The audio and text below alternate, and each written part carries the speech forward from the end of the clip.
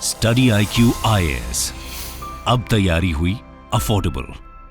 दोस्तों, आपने वो कहावत तो सुनी ही होगी, जो गड्ढा हम दूसरों के लिए खोदते हैं अक्सर उस गड्ढे में खुद हम ही फिसल कर गिर जाते हैं। अब अगर अपने पड़ोसी देश पाकिस्तान की बात करें तो उसकी हालत इस मुहावरे में एकदम सटीक बैठती है। जैसा कि आप खबरों में सुन चुके होंगे कि ईरान और पाकिस्तान के बीच एक भयानक जंग छिड़ती नजर आ रही है। ये दोनों एक दूसरे की टेरिटरीज में मिसाइल्स दाग रहे हैं। डिप्लोमेटिक संबंध इतने तनावपूर्ण है कि पाकिस्तान ने अपने डिप्लोमेट को ईरान से वापस बुला लिया है और देश में ईरानियन डिप्लोमेट की एंट्री रिस्ट्रिक्ट कर दी है। आप देखेंगे तो इन अटैक्स की शुरुआत ईरान की ओर से हुई, लेकिन अब ये दोनों ही ओर से एक्सेलेट हो रहे हैं। दोस्तों, ईरान ने केवल एक नहीं बल्कि तीन कंट्रीज पर ये मिसाइल्स दागी हैं। अगर इस क्राइसिस का एक पांव साउथ एशिया में है तो दूसरा वेस्ट एशिया, यानी कि उस मिडिल ईस्ट में जहां पर ऑलरेडी मिडिल ईस्ट इसराइल और हमास के युद्ध के लपटों से झुलस रहा है, वहीं दूसरी ओर ये लपटें अब साउथ एशिया की ओर फैलती हुई नजर आ रही हैं। और यहाँ आपको बता दें कि पाकिस्तान में ईरान ने जिसको अपना निशाना बनाया है वो कुलभूषण यादव केस का भी एक बड़ा मोहरा है। ऐसे में सवाल उठता है कि आखिर ईरान एक ही साथ तीन देशों को अटैक करके साबित क्या करना चाहता है? क्या इसका कनेक्शन इसराइल से है या फिर ईरान केवल अपनी मिलिट्री मसल्स को फ्लेक्स कर रहा है? साथ इस गुत्थी का कुलभूषण यादव केस से क्या कनेक्शन है और इस पर भारत का क्या स्टैंड है? आज इन्हीं सब सवालों को इस वीडियो में डिस्कस करेंगे। ये टॉपिक आपके यूपीएससी मेंस जीएस पेपर 2 के IR सेक्शन के लिहाज से इंपॉर्टेंट है और आपको इससे रिलेटेड एक मेंस प्रैक्टिस क्वेश्चन इस वीडियो के एंड में मिल जाएगा। स्वागत है आप सभी का स्टडी IQ में। अनुराग पांडे नाम है हमारा और ऐसी तमाम लेटेस्ट वीडियोस के अपडेट के लिए आप मेरे सोशल मीडिया हैंडल से जुड़ सकते हैं या वीडियो के कमेंट बॉक्स में दिए गए लिंक पर क्लिक करके भी आप वीडियोस को एंजॉय कर सकते हैं। दोस्तों, किसी भी क्राइसिस को समझने के लिए इसके बैकग्राउंड को समझना बेहद जरूरी है। ऐसे में सबसे पहले इसके बैकग्राउंड को ही समझ लेते हैं। देखिए, असल में अटैक्स यूं अचानक से शुरू नहीं हुए हैं। अब से लगभग एक महीने पहले 15 दिसंबर 2023 को ईरान के सिस्तान बलूचिस्तान प्रांत में रस्क पुलिस स्टेशन पर कुछ बंदूकधारियों द्वारा हमला हुआ। आप मैप पर देखेंगे तो साइड पाकिस्तान बॉर्डर से महज 60 किलोमीटर दूर थी और इस मेजर अटैक में 11 ईरानियन सिक्योरिटी पर्सनल मारे गए। ये हमला एक सुन्नी इस्लामिस्ट ग्रुप जैश अल अदल के द्वारा क्लेम किया गया। ये ग्रुप ईरान और पाकिस्तान के बॉर्डर रीजन में ऑपरेट करता है और ईरान ने इसको एक टेरर आउटफिट घोषित किया हुआ है। देखा जाए तो ईरान में इसकी दुश्मनी काफी पुरानी है। ये काफी लंबे टाइम से ईरान के ऊपर ऐसे हमले करते आया है। दोस्तों, इसके बाद फिर 25 दिसंबर को ईरान की elite Islamic revolutionary guard corps के senior adviser brigadier general Seyed Razi Mousavi के ऊपर सीरिया में सदर्न सबर्ब दमिश्क में एक एयर स्ट्राइक हुई। मौसवी सीरिया में ऑपरेट कर रही IRGC कमांडर्स के सबसे इन्फ्लुएंशियल पर्सनैलिटीज में से एक थे। दमिश्क में इनकी ईरान के एम्बेसडर के साथ मीटिंग हुई, जिसके बाद उनकी इस एयर स्ट्राइक में मौत हो गई। दोस्तों, ईरान ने इस एयर स्ट्राइक के लिए इसराइल को ब्लेम किया। इसके बाद 3 जनवरी 2024 को साउथ ईस्टर्न ईरान के करमान में कुछ फोर्स के कमांडर जनरल कासिम सुलेमानी की याद में एक इवेंट ऑर्गेनाइज किया गया था। इसी बीच यहाँ पर 2 बड़े धमाके हुए और यहाँ मौजूद 94 लोग इस ब्लास्ट की चपेट में आ गए। आप देखेंगे तो ईरान ने इसको अपने इतिहास के सबसे बड़े आतंकवादी हमलों में से एक बताया है और इन अटैक्स की responsibility Islamic state terrorist group की local branch Islamic state Khorasan ने क्लेम की है। ऐसे में आप ये देख सकते हैं कि पिछले कुछ दिनों से ईरान में हमलों की संख्या बढ़ती जा रही थी, लेकिन जनवरी 15-16 को ईरान ने क्लेम किया कि वो इन सभी स्ट्राइक्स को अंजाम देने वाले अपराधियों से बदला लेगा और इसी के बाद से वहां से अटैक्स और काउंटर अटैक्स का सिलसिला शुरू हो गया। सबसे पहले ईरान ने इराक को टारगेट किया। दोस्तों, ईरान ने इराक के कुर्दिस्तान रीजन की कैपिटल एरबिल में अपने मिसाइल्स और कामाकाजी ड्रोन्स लॉन्च किए। हालांकि इराक को ईरानियन अलाई कहा जाता है, लेकिन इराकी कुर्दिस्तान एक ऑटोनोमस रीजन है जिसको US का सपोर्ट मिलता है। दोस्तों, ईरान की आर्म्ड फोर्सेस का कहना था कि उनके अटैक्स ने एरबिल में इसराइल की इंटेलिजेंस एजेंसी यानी कि मोसाद का एक एस्पिनाज सेंटर खत्म कर दिया। उनके मुताबिक मोसाद एरबिल में अपने सेंटर से इस रीजन में अपने एस्पिनाज ऑपरेशंस और ईरान के खिलाफ अटैक्स प्लान किया करता था। हालांकि एरबिल की लोकल अथॉरिटीज ने इस क्लेम को कहते हुए डिसमिस किया कि ईरान की स्ट्राइक्स ने मोसाद के किसी सेंटर का नहीं बल्कि एक कुर्दिश बिजनेसमैन पेशराव मजीद आगा देजाई के घर पर हमला किया था। आपको बता दें कि कुर्दिश प्रॉपर्टी जायंट पेशराव मजीद आगा वहां पर रूल कर रही कुर्दिस्तान डेमोक्रेटिक पार्टी के साथ क्लोज टाइज मेंटेन किया करता था। दोस्तों, वीडियो को कंटिन्यू करें उससे पहले आप सभी के लिए एक इंपॉर्टेंट अपडेट है।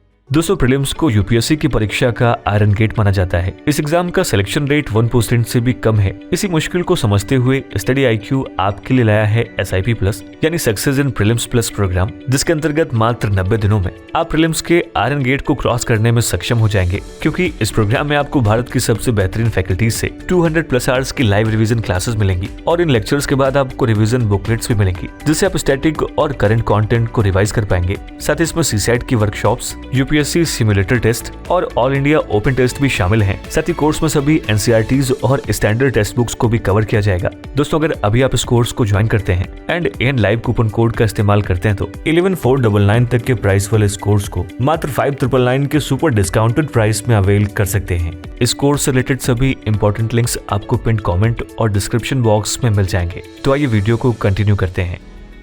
और ईरान की कुछ न्यूज एजेंसीज का कहना था कि दिजाई मोसाद का एक क्लोज और बहुत ही इंपॉर्टेंट पार्टनर था और वही इराकी कुर्दिस्तान से इजराइल को ऑयल एक्सपोर्ट करने का काम भी किया करता था। हालांकि बात सच है कि कुर्दिस्तान इजराइल को हर दिन 1,03,000 बैरल्स ऑफ ऑयल एक्सपोर्ट करता है, लेकिन ईरान दिजाई और मोसाद के बीच किसी रिलेशनशिप या इन्वॉल्वमेंट का कोई एविडेंस नहीं दे पाया। खैर, इराक के बाद सीरिया का नंबर आया। दोस्तों, उसी सेम डे ईरान ने सीरिया के नॉर्थ वेस्टर्न रीजन इदलिब में 4 और बैलिस्टिक मिसाइल्स लॉन्च की। सीरिया का रीजन जिहादियों एंड रेबल्स का एक स्ट्रॉन्ग होल्ड रहा है। ईरान का कहना है कि इस्लामिक स्टेट खुरासान के आतंकी, जो कि अफगानिस्तान के ईस्टर्न प्रोविंसेस से ऑपरेट करते हैं, उनकी ट्रेनिंग इदलिब में ही होती है। उनकी ट्रेनिंग एक सुन्नी इस्लामिस्ट आउटफिट यानी कि तहरीर अल शाम प्रोवाइड करता है, जिसको पहले जबहात अल नुसरा के नाम से जाना जाता था। इसको सीरिया में अलकायदा की लोकल आर्म भी कहा जाता है। दोस्तों, ईरान का कहना है कि उसके इन हमलों ने इदलिब में इस्लामिक स्टेट ऑफ खुरासान के ट्रेनिंग कैंप्स को डिस्ट्रॉय कर दिया है। और अब अगर ईरान के तीसरे टारगेट पर आए तो वो कोई और नहीं बल्कि पाकिस्तान बना। दोस्तों, पाकिस्तान पर आए तो 16 जनवरी को ईरानियन फोर्सेस ने पंजगुर में भी एक सरप्राइज अटैक लॉन्च किया। आप मैप पर देखेंगे तो पंजगुर पाकिस्तान के बलूचिस्तान रीजन में पाकिस्तान और ईरान के बॉर्डर से सटा एक छोटा सा टाउन है, जो पाकिस्तान और ईरान के बॉर्डर के काफी नजदीक पड़ता है। ईरान का कहना है कि उसने पाकिस्तान में इन अटैक्स के जरिए एक टेरर आउटफिट जैश अल अदल के ट्रेनिंग कैंप्स को अपना निशाना बनाया है, जैसा कि हमने आपको शुरुआत में ही बताया। और यहाँ पर भी आपको याद दिला दें कि जैश अल अदल वही आतंकवादी समूह है जिसने दिसंबर 15 को ईरान के रस के पुलिस स्टेशन में हुए अटैक्स की रिस्पॉन्सिबिलिटी क्लेम की थी। देखा जाए तो ईरान ने जैश अल अदल को एक टेररिस्ट ग्रुप घोषित किया हुआ है। ये टेररिस्ट ग्रुप ईरान को 1 दशक से भी ज्यादा लंबे समय तक अटैक कर रहा है। असल में जैश अल अदल एक सुन्नी इस्लामिस्ट ग्रुप है जो ईरान के ईस्टर्न प्रोविंस सिस्तान बलूचिस्तान को ईरान से सेपरेट करना चाहता है। आपको बता दें कि जैश अल अदल वही आतंकवादी समूह है जिसने कुलभूषण यादव को पाकिस्तान की इसी के साथ ट्रेड ऑफ किया था। खैर, अब इस रीजन पर गौर करें तो टेंशंस यहाँ पर कोई नई नहीं है। आप देखेंगे तो पाकिस्तान और ईरान आपस में 900 किलोमीटर लॉन्ग बॉर्डर शेयर करते हैं और बॉर्डर से सटा रीजन दोनों ही ओर से इतना वॉलेटाइल और डेंजरस रहा है। आप मैप पर देखेंगे तो ईरान के ईस्टर्न मोस्ट बॉर्डर रीजन में एक सिस्तान एंड बलूचिस्तान नाम का प्रोविंस मौजूद है और इसकी कैपिटल का नाम है जाहिदान। दोस्तों, ईरान के प्रोविंस पाकिस्तान और अफगानिस्तान के साथ बॉर्डर शेयर करता है और इसीलिए रीजन बेहद ही वॉलेटाइल भी है। ईरान का सिस्तान बलूचिस्तान प्रोविंस सुन्नी प्रोविंस है, जबकि पूरा देश शिया क्लर्जी के द्वारा रूल किया जाता है। ये ईरान का वन ऑफ द लार्जेस्ट और पुअरेस्ट प्रोविंस है। ये एक बहुत ही अंडर डेवलप्ड और पॉवर्टी स्ट्रिकन रीजन है। देखा जाए तो ईरान का बलूच ग्रुप केवल एक एथनिक माइनॉरिटी नहीं बल्कि एक सेक्टेरियन माइनॉरिटी भी है।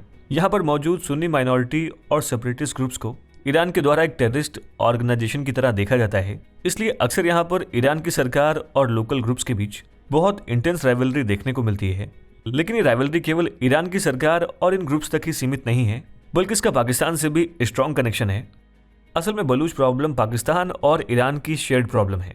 बलूच एक एथनिसिटी है जो हिस्टोरिकली बलूचिस्तान रीजन से ओरिजिनेट हुई है। ये पूरा रीजन आज 3 देशों के बीच बटा हुआ है। Northern part present day Afghanistan में है, वेस्टर्न रीजन ईरान का सिस्तान बलूचिस्तान रीजन है और बचा हुआ रिमेनिंग हिस्सा पाकिस्तान में है। जैसा कि हम जानते हैं कि उधर बॉर्डर के दूसरी ओर पाकिस्तान के बलूचिस्तान के हालात भी कुछ अच्छे नहीं हैं। आपने देखा होगा कि बलूच सेपरेटिस्ट कई दशकों से पाकिस्तान के बलूचिस्तान प्रोविंस को एक अलग देश बनाने की मांग कर रहे हैं। एग्जाम्पल के लिए अब से कुछ टाइम पहले हमें यहाँ पर बहुत ही मैसिव प्रोटेस्ट देखने को मिले। दोस्तों, प्रदर्शन करने वालों ने हजारों की संख्या में ग्वादर पोर्ट की ओर जाने वाली रोड को ब्लॉक कर दिया।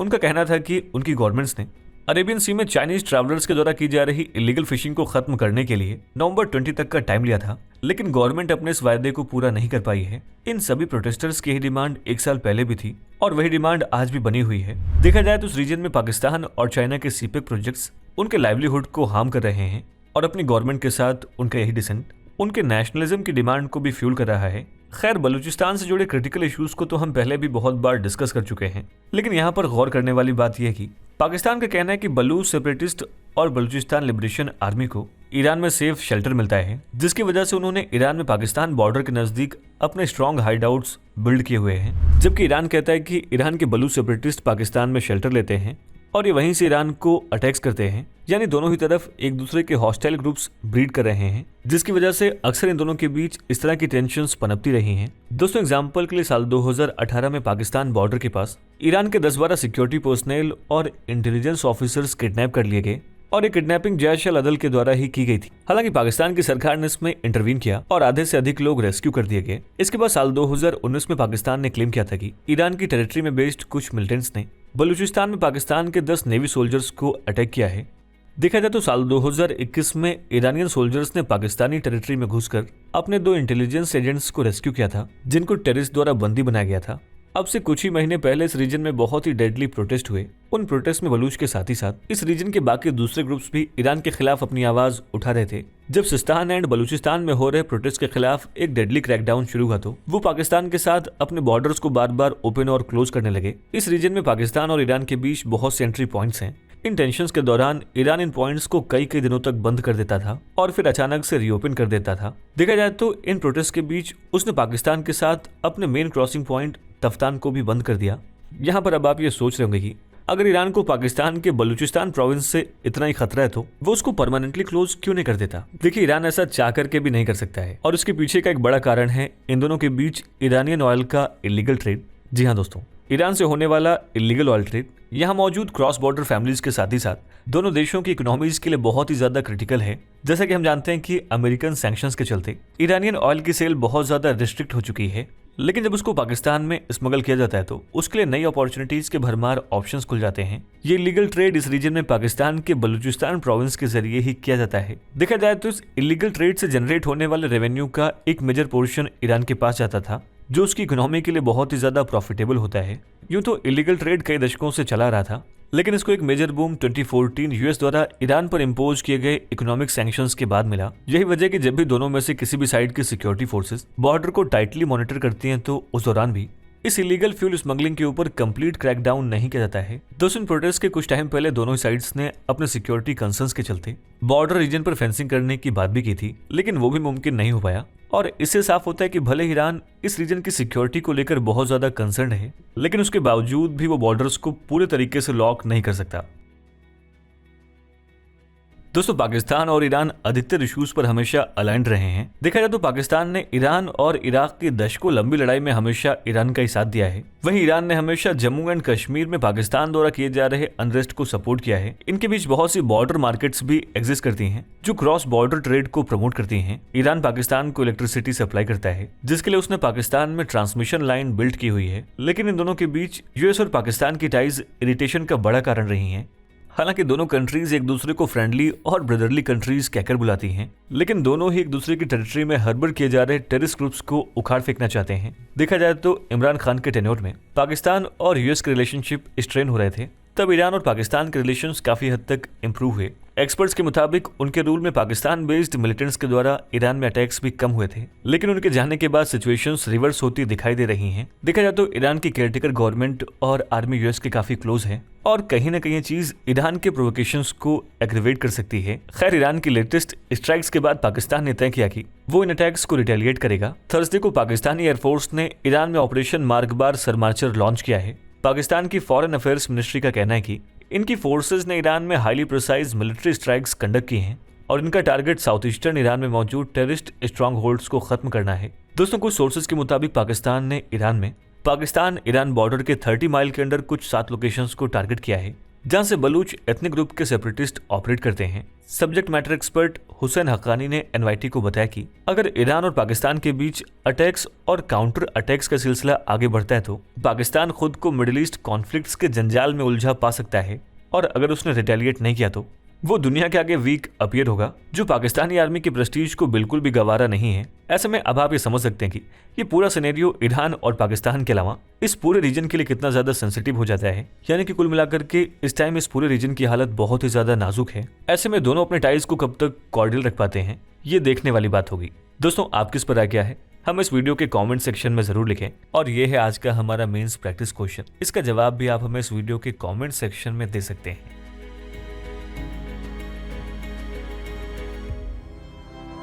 स्टडी IQ IAS अब तैयारी हुई अफोर्डेबल।